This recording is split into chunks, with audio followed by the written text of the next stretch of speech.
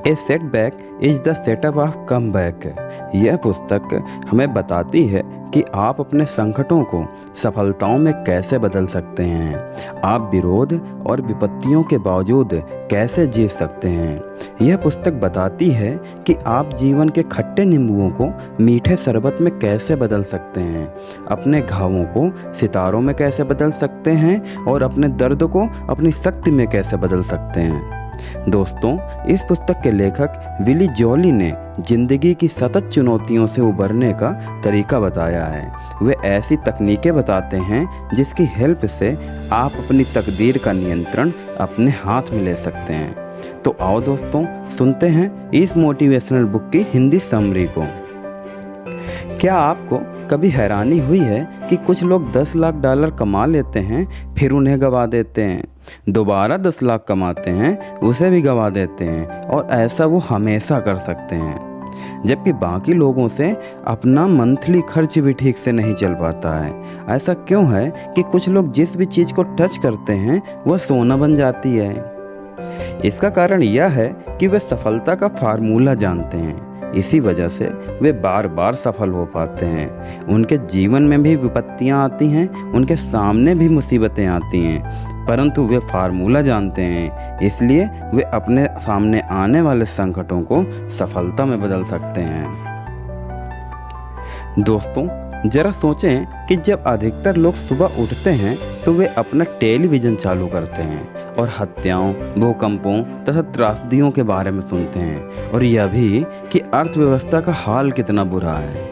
ज़्यादातर लोग अपना दिन इसी तरह शुरू करते हैं।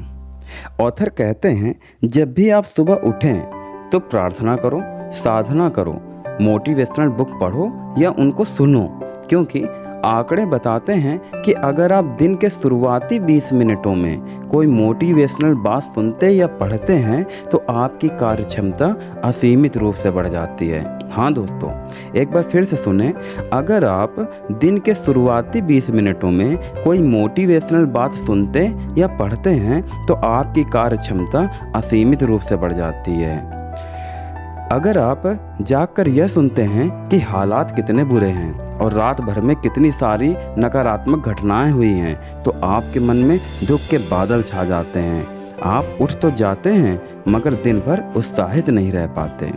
परंतु दूसरी ओर अगर आप जाकर शेर और चिंकार जैसी मोटिवेशनल चीज़ पढ़ते हैं तो आप मोटिवेट होते हैं। हर सुबह साउथ अफ्रीका के जंगलों में एक चिंकार जागता है और यह बात अच्छी तरह जानता है कि उसे सबसे तेज दौड़ने वाले शेर से ज़्यादा तेज दौड़ना होगा, वरना शेर उसे मार डालेगा और खा जाएगा। उसके साथ ही जंगल में हर सुबह शेर जागता है और वह यह बात अच्छी तरह जानता है कि उसे सबसे धीमे दौड़ने वाले चिंकारे से ज़्यादा तेज दौड़ना होगा, वरना वह भूखा मर जाएगा। इस बात से कोई फ़र्क नहीं पड़ता है कि दोस्तों कि आप शेर हैं या चिंकारा। जब सूर्य उगे तो बेहतर है आप दौड़ना शुरू कर दें। या आप उठकर धर्म ग्रंथ पढ़ सकते हैं और इस तरह की किसी भी पंक्ति को जोर से बोल सकते हैं, जैसे इस दिन को ईश्वर ने बनाया है, आओ हम इसमें आनंदित और खुश हो लें। आप चाहे जो कर लें, इस बात की आदत डाल लें कि आप जागने के बाद अपने दिन की शुरुआत किसी सशक्त और प्रेरणादायी चीज़ से करेंगे। जब आप सकारात्मक तरीके से अपना दिन शुरू करते हैं तो आपके दिन के शुरुआती एक नए दृष्टिकोण, एक नए नज़रिए और एक नए रोमांच के साथ होती है।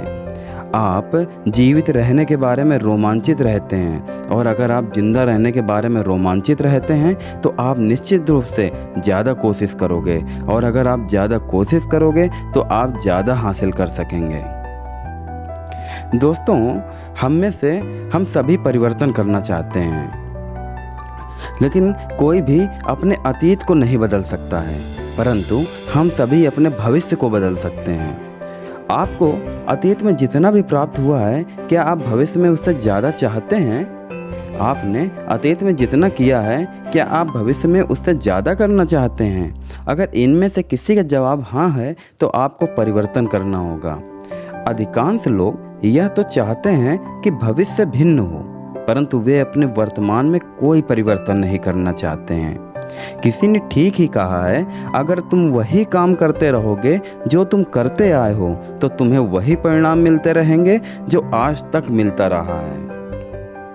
दोस्तों, संकट का मतलब अंत नहीं है।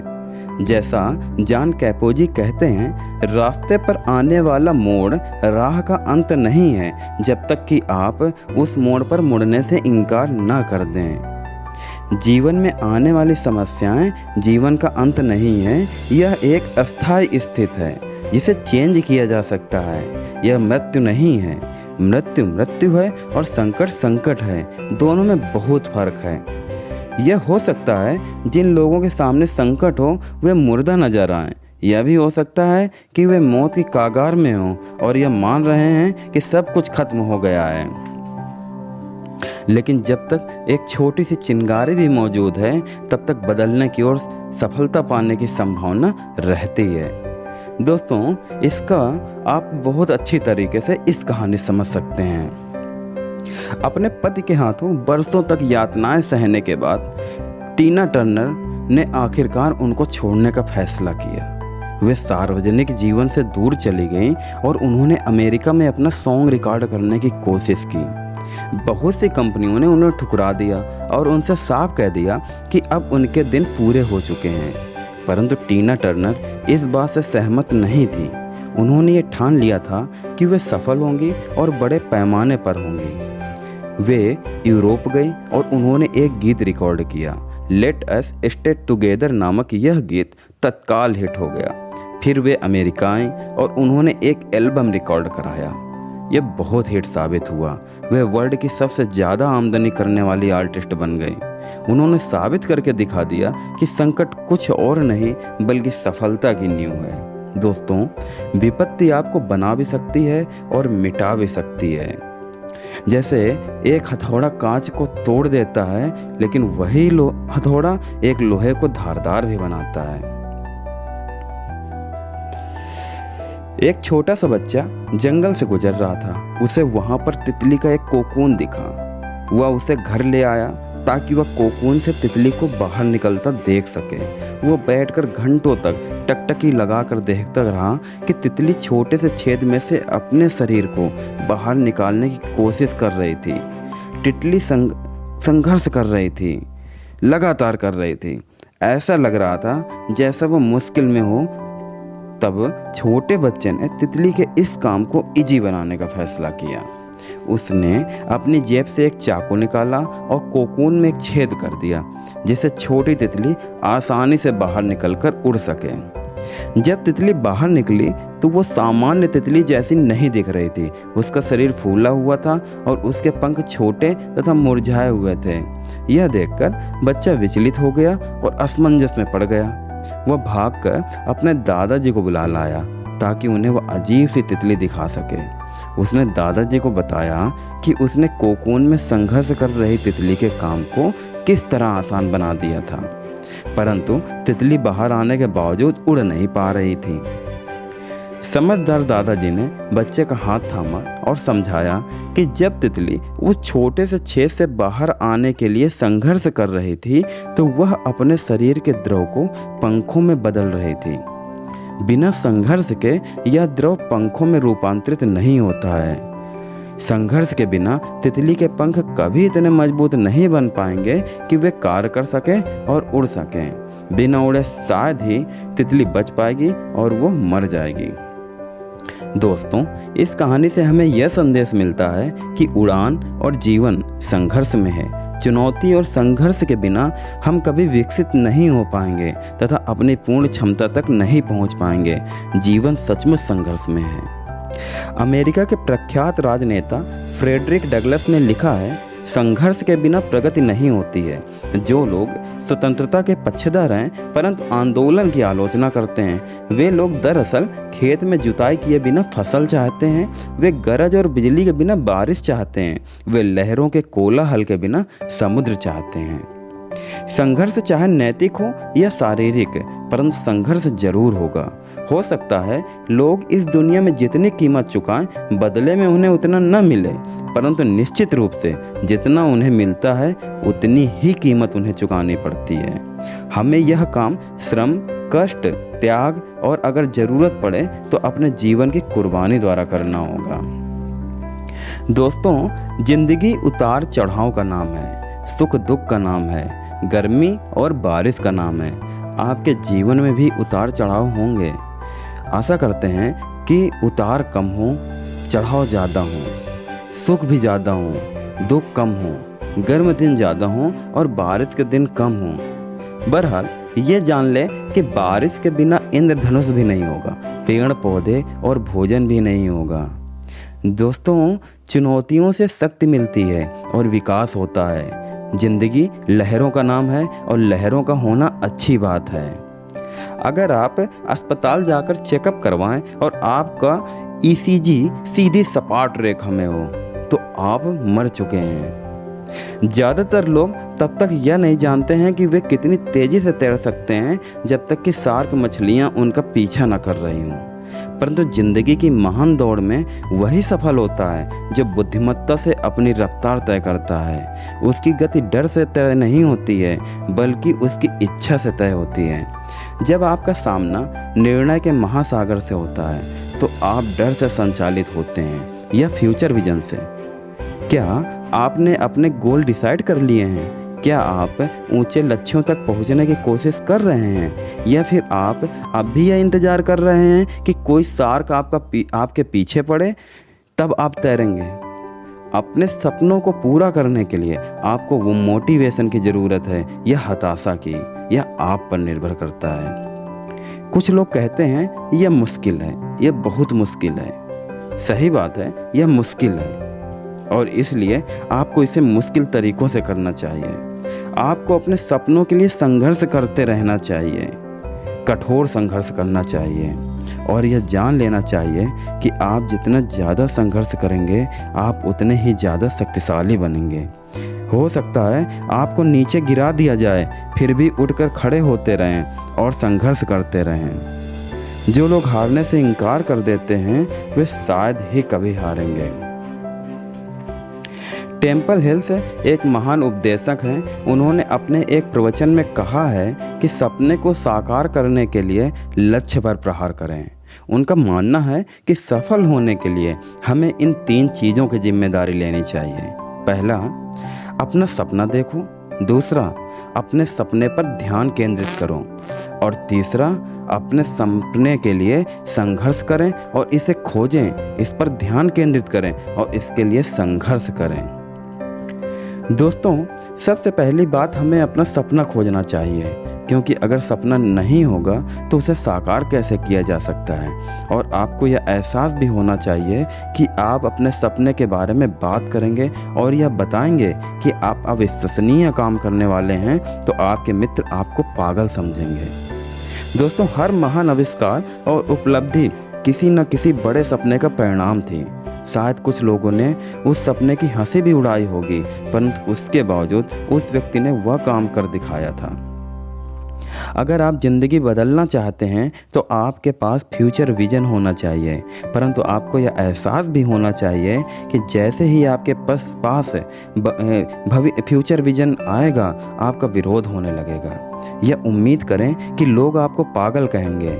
यह उम्मीद करें कि ज़िंदगी आपकी राह में तमाम तरह की बाधाएं डालेंगी, परंतु निराश न हो। इतिहास के पन्नों में दर्ज हर आदमी के पास हमेशा फ्यूचर विजन था। उसने कठोर निर्णय लिए, कड़ी मेहनत किए और उसने महान इच्छा थी और उसे निर्णय किए। कड़ी मेहनत की और उसमें महान इच्छा थी और उसे हमेशा विरोध का सामना करना पड़ा। हर स्वप्नदर्शी को ऐसे बहुत से लोग मिले हैं जो उस पर हंसे हैं और जिन्होंने उसे हतोत्साहित करने की कोशिश की है। लोगों ने थॉमस एडिसन की हंसी उड़ाई और उन्हें पागल कहा जब उन्होंने बिजली का एक बल्ब बनाने का अपना सपना बताया जो मोमबत्ती जैसा नहीं था। लोगों ने अलेक्जेंडर ग्राहम बेल की हंसी उड़ाई और उन्हें पागल कहा जब उन्होंने एक ऐसी मशीन के बारे में बताया जिसके द्वारा आप दूसरी जगह के लोगों से बात कर सकें।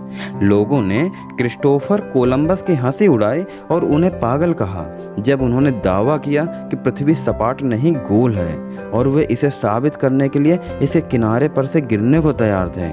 लोगों ने राइट बंधुओं की हंसी उड़ाई और उन्हें पागल कहा जब उन्होंने अपना सपना बताया कि वे उड़ने वाली मशीन बनाएंगे। लोगों ने मार्टिन लूथर किंग जूनियर की हंसी उड़ाई थी और उन्हें पागल कहा जब उन्होंने अहिंसक नागरिक आंदोलन के बारे में बात की, जब उन्होंने कहा कि वे लिंकन मेमोरियल की सीढ़ियों पर रैली आयोजित करना चाहते हैं ताकि विश्व तक अपना सपना पहुंचा सके, तब भी लोगों ने उसकी हंसी उड़ाई थी।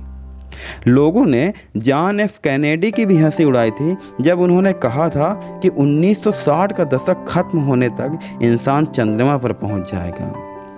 यह सूची अनंत है दोस्तों। लोगों ने सबकी हंसी उड़ाई थी। आज तक की जो भी महान उपलब्धियां रही हैं, उन सभी को कभी न कभी असंभव माना जाता था। लोग आप पर और आपके सपनों पर हंस सकते हैं, परंतु निराश न हो।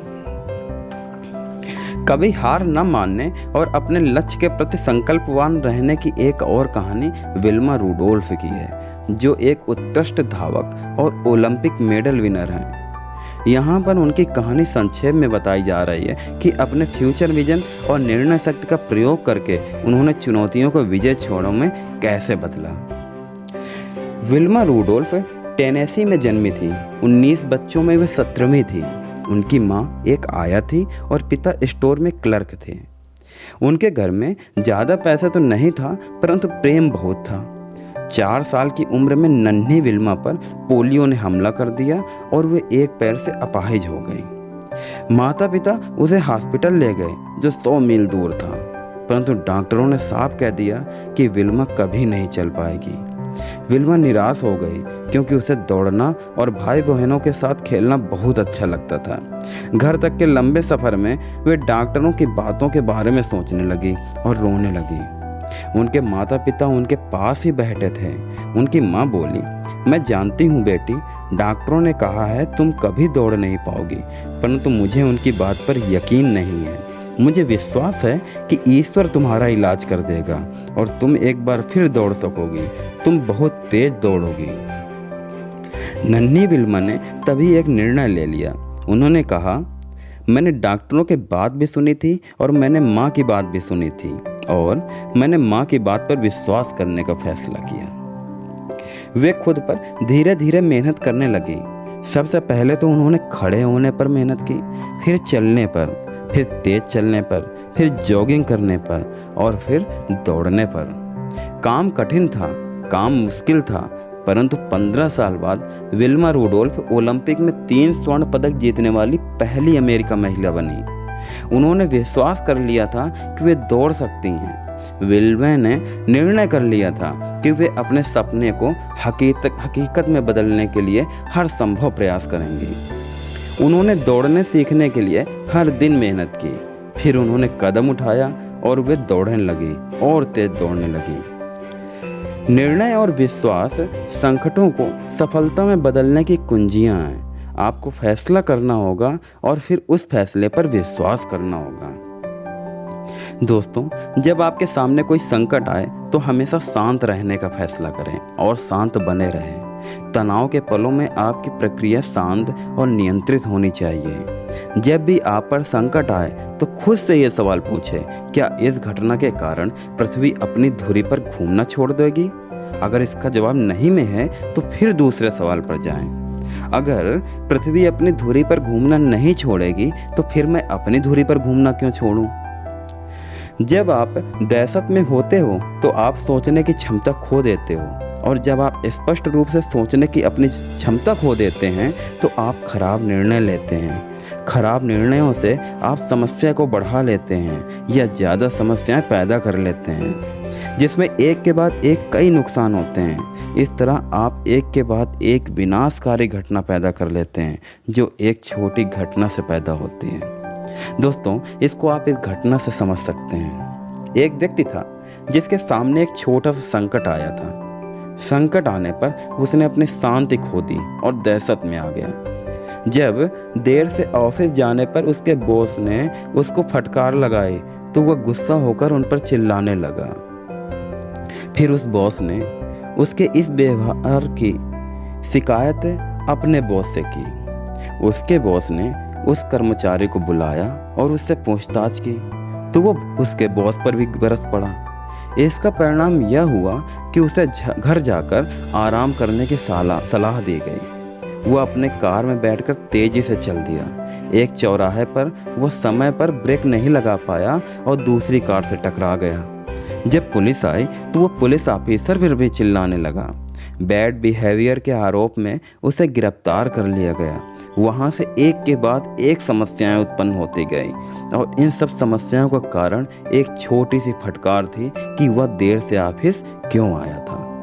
यह सुनकर आपको हैरानी हो रही होगी, परंतु यह हर दिन होता है। जब लोग छोटी बातों पर आपा खो देते हैं तो वे बाद में जाकर बड़ी बातें बन जाती हैं। दोस्तों, आप यह तो नियंत्रित नहीं कर सकते हैं कि आपके साथ क्या होता है, आप यह भी नियंत्रित नहीं कर सकते हैं कि आपके आसपास क्या होता है, परंतु आप यह जरूर नियंत्रित कर सकते हैं कि आपके भीतर क्या होता है। सकारात्मक नज़रिया बनाए रखने के लिए आप महात्मा गांधी के इन वचनों को रिपीट कर सकते हैं। मैं अपने शब्दों को सकारात्मक रखूंगा क्योंकि शब्दों से व्यवहार बनता है। मैं अपने व्यवहार को सकारात्मक रखूंगा क्योंकि व्यवहार से आदत बनती है। मैं अपनी आदतों को सकारात्मक रखूंगा क्योंकि आदतों से जीवन मूल्य बनते हैं। मैं अपने जीवन मूल्यों को सकारात्मक रखूंगा क्योंकि जीवन मूल्यों से भाग्य बनता है। दोस्तों, अब हम आपको ऐसी कहानी सुनाते हैं जिससे आपको पता चलेगा कि कुछ लोग अपनी मुश्किल परिस्थितियों में अपनी समस्याओं को कैसे सॉल्व करते हैं। डियान राशि को 7 साल की उम्र में गोद लिया गया था और वह इस घर से उस घर तक तथा इस स्कूल से इस स्कूल तक दर दर की ठोकरें खाती रही। वह कभी हाई स्कूल नहीं गई। 21 साल की उम्र तक पहुँचते पहुँचते वह एक तलाकशुदा माँ बन चुकी थी। अब वो बेघर थी, बेरोजगार थी और अपनी कार में रह रही थी। एक दिन जब वो कचरे में काम की चीज़ें बिन रही थी तो उसे एक पुरानी बुक मिली जिसका नाम था the magic of believing. Claude M Bristol की इस पुस्तक ने उसे ज़िंदगी के बारे में एक नया दृष्टिकोण दिया। पुस्तक पढ़ने के बाद उसे महसूस हुआ कि अगर उसमें आस्था हो और वह जिम्मेदारी ले तो वह चीज़ों को बेहतर बना सकती है। डियान को नौकरी मिल गई, परंतु फिर भी वो मकान के किराए और बच्चों की फीस के लिए संघर्ष करती रही। एक दिन उसने अपने कुछ पड़ोसियों को इस बारे में बहस करते सुना कि कुत्ते की गंदगी को कौन साफ करेगा। तब उसने कहा, अगर आप मुझे पैसे दे दो तो यह काम मैं कर दूंगी। उन्होंने उसे पैसे दे दिए। उसके बाद उसने इस काम को बड़े पैमाने पर करने की सोची। तत्काल उसने कुछ पोस्टर छपवाए, इस नई सेवा का विज्ञापन दिया। उसने आसपास के पड़ोस में पोस्टर चिपका दिए।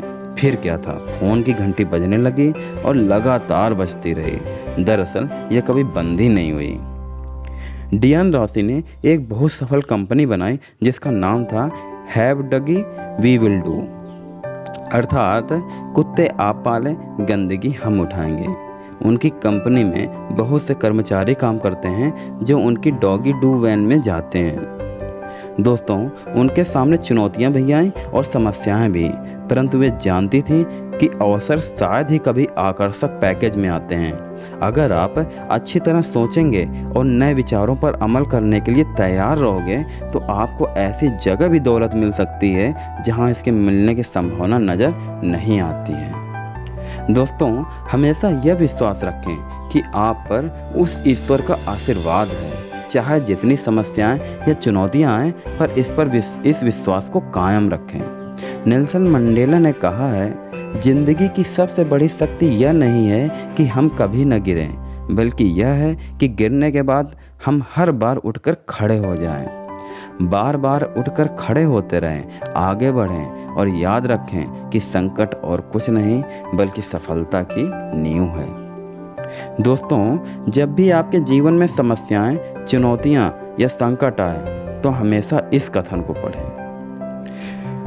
हर जिंदगी में एक ऐसा समय आता है, एक ऐसा मिनट जब आपको फैसला करना होगा कि आप खड़े होकर अपने सपनों को जीना चाहेंगे या गिरकर अपने डर को जीना चाहेंगे। निर्णय के उस मिनट में आपको भविष्य दृष्टि से काम लेना होगा और उस शक्ति का प्रयोग करना होगा जो आपके भीतर गहराई में छुपी है। फिर आप देखेंगे कि सपने सचमुच सच हो सकते हैं और होते हैं, और यह भी कि सब चीज़ें दरअसल संभव है, बशर्ते आप सिर्फ विश्वास कर सकें। अपने ज़िंदगी को बदलने में सिर्फ 1 मिनट का समय लगता है। यह सीखने में सिर्फ 1 मिनट का समय लगता है कि संकट और कुछ नहीं बल्कि सफलता की नींव है। तो दोस्तों, यह थी इस बुक की हिंदी समरी, जो बहुत ही मोटिवेशनल बुक है। इस पुस्तक को पढ़कर आप सीखेंगे कि आप ज़िंदगी के संकटों को सफलता में कैसे बदल सकते हैं। अगर आप कभी अपनी ज़िंदगी में नीचे गिरे हैं तो यह पुस्तक आपको ऊपर उठने और आगे बढ़ने का तरीका बताएगी। इस पुस्तक की हिंदी और इंग्लिश वर्जन को आप हमारे डिस्क्रिप्शन बॉक्स में दिए गए लिंक से डाउनलोड कर सकते हैं। दोस्तों, हमारा ध्येय है कि आप इस पुस्तक को पढ़कर अपने ज़िंदगी में आने वाली समस्याओं को पार कर एक सुखद और सफल जीवन जिएं और दूसरों का भी मार्गदर्शन करें। धन्यवाद।